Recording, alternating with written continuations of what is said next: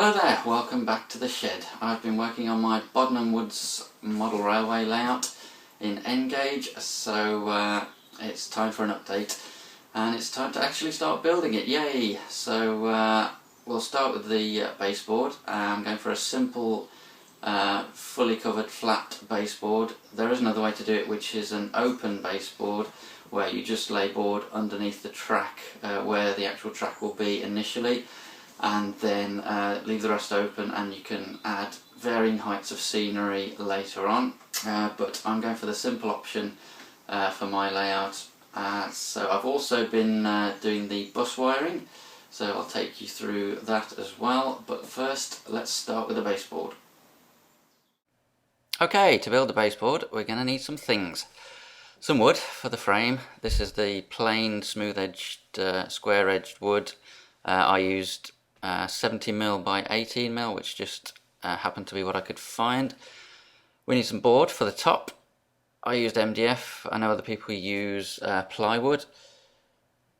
A tape measure, a saw, a pencil, a drill, a set square, and some screws and PVA to hold it all together.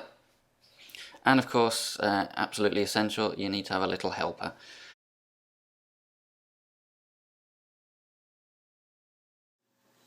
So first we need to build the frame. So we take the planed timber, and the first thing I did was cut the lengths using the size from the design. See the previous video for info on the actual design. Minus the thickness of this end piece of wood, because that's going to obviously go onto the end. And then cut the widths. Again, this one being at the end needs to be slightly longer to account for the thickness of the wood here. And as you can see, very simple. Drill 2 pilot holes into there, and these are supposed to be screws. Screw the screws into there, and before you do that, just add a little bit of PVA along there, and obviously you would have the other length along this side, and more widths along there.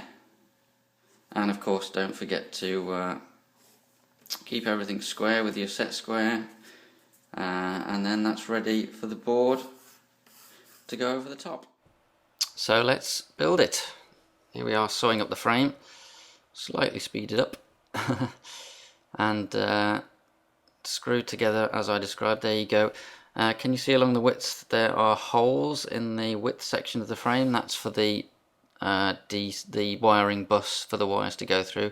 It's really awkward to drill those once the top goes on.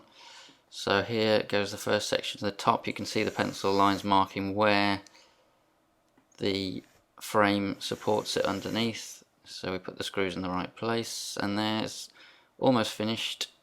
We've got the second top section on, and I'm just using the edge of the board as a guide to slice it off to exactly the right size, like this.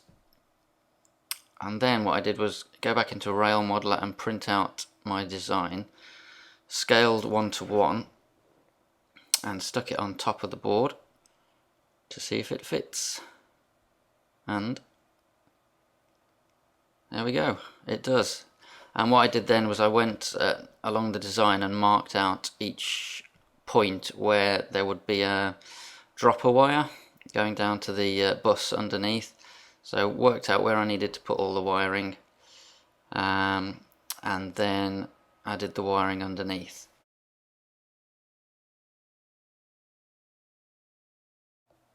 And of course, to add the bus wiring, we're going to need some more things. Some bus wire. I used 16/0.2mm, so that means 16 strands of copper wire, each strand being 0.2mm across. Some dropper wire. This can be thinner, so I used 7/0.2mm.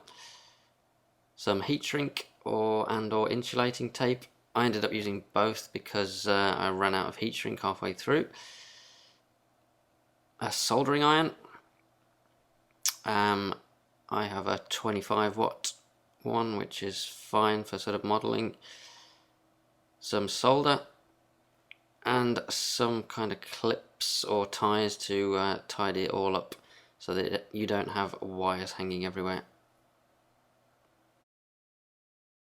So let me show you the wiring. So we start, that would plug into the controller there. I've just tinned the ends of those wires, and it goes through the front of the frame, through there, and into that terminal block there. So this is the thicker 16 strand bus wire, held fairly neatly with clips and cable ties, and you can see the hole there in the frame where it allows the bus wire to pass through to the different sections. You can also see the circles with numbers in, which are the dropper wire points, which I'd marked from above from the design. And we've got the joints insulated. So I actually stripped away a bit of the plastic from the bus wires and soldered the little dropper wires on. You can get clips, special clips, which just clip on and eliminate the soldering bit, which makes it a lot easier, but as this was a fairly small layout, I decided to just solder those dropper wires on there. And so here's an overview of the whole bus wiring. So that's ready to lay the track, and that is exactly what I'll be showing you next time. So we're inching ever closer to actually being able to run some trains, which will be fantastic. So thanks for watching. I'll see you next time.